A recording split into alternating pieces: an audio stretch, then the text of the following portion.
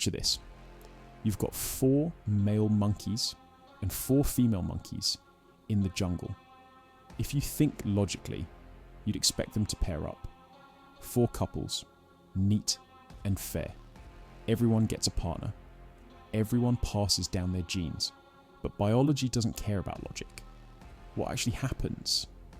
The strongest male monkey gets most, if not all, of the females. He dominates. He takes what he wants. He wins by force of presence. And the other 3 males? They're left in the dust, watching, waiting. Now here's where it gets interesting. Those rejected monkeys, the ones who can't win through strength, they start inventing new strategies. They bring food. They groom. They use tricks. They try to appeal to the females with what looks like kindness. In other words, they invent romance. It wasn't about flowers and poetry back then. It was survival. If you couldn't dominate with force, you had to sneak your way in through gifts and gestures. This is where simping was born. Alphas win with dominance. Betas try to win with strategy, appeasement, and sacrifice. That dynamic is the root of almost every human love story, every war, every law. And that jungle, that's just a mirror of human society. Let's zoom out from the cage. Human history is basically just that same drama played on a massive stage. Alphas. They're the warriors, the conquerors, the kings. They get women through charisma, dominance, aggression, leadership. Their weapon is attraction. They don't ask permission. They take. Betas. They're the clever weaklings. They know they can't beat alphas with brawn, so they build systems. Laws, religions, marriage contracts, even romantic ideals. All beta inventions. Their weapon is regulation. They don't fight alphas head on. They clip their wings through rules. So when you think of civilization, remember this. Much of it was built by betas to control alphas. Marriage laws stopped alphas from hoarding women. Monogamy made sure even weaker men had a shot at passing down their genes. Chivalry made serving women a virtue instead of a desperation play. And true love became the greatest marketing campaign ever invented. The battlefield shifted from raw force to clever systems. But the war never stopped. It just changed form. Now, fast forward to today. Look around. Social media blew the lid off the beta system. For the first time in history, women have direct access to the global pool of men. Not just the guy in their village, not just the guy in their office, but rappers, athletes, influencers, CEOs, Tinder, Instagram, TikTok. These apps turned the entire planet into the monkey cage again. And once again, the top 10 to 20% of men monopolize attention. The modern alphas don't need to lift a sword. They flash lifestyle, confidence, clout, and women swarm. The same primal attraction is at work. And who are those modern alphas? They've just been rebranded. In the city, it's the Pookies and Ray Rays, the street level bad boys who win without needing money.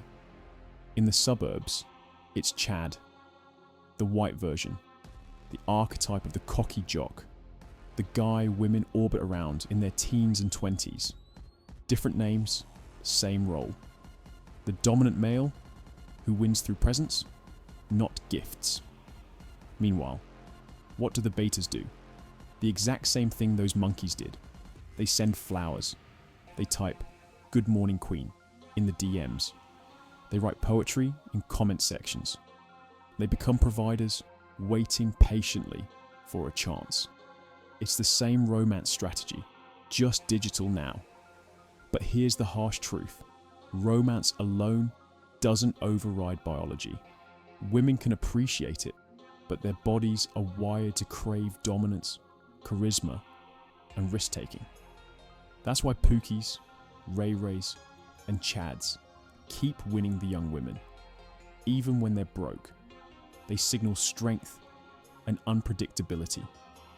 This is also why women often settle later in life. Once they're older, they stop prioritizing the alpha spark and start seeking stability. That's when the betas finally cash in. But by then, the prize has already been skewed. Here's the brutal truth. Society itself is a war between alphas and betas. Not for land, not for money. Those are just tools. The real war has always been for women, for reproduction, for who gets to pass on their genes. When alphas dominate unchecked, you get harems, chaos, violence, broken families. When betas dominate unchecked, you get weak men, simping, appeasement, collapsing attraction. The balance between the two is the only thing that keeps civilization stable. But right now, that balance is broken. The West has bent too far toward beta appeasement. Laws, institutions, and culture elevate safety, romance, and comfort above strength, leadership, and discipline. Women run unchecked, chasing alphas in their youth and resenting betas later. Men are confused, angry, and lost. It's almost like a civilizational shit test, and Western men failed it. Meanwhile, in cultures like Islam, men still hold the frame. Authority and order are enforced. Like it or not, they pass the shit test. Women may resist, but the system holds because men didn't fold. This is why society feels like it's collapsing. It's not politics, it's not economics, it's biology being ignored. When women aren't balanced by masculine authority, chaos follows. When betas overtake alphas, the very spark of attraction dies. The war isn't over, it never will be, because the war is wired into our DNA. But the lesson is clear. Civilization doesn't rise or fall because of money, armies, or technology. It rises or falls based on one thing: which type of man wins the war for women. And in the end, the prize is always the same. Not gold, not land, not power, it's knickers. Always knickers.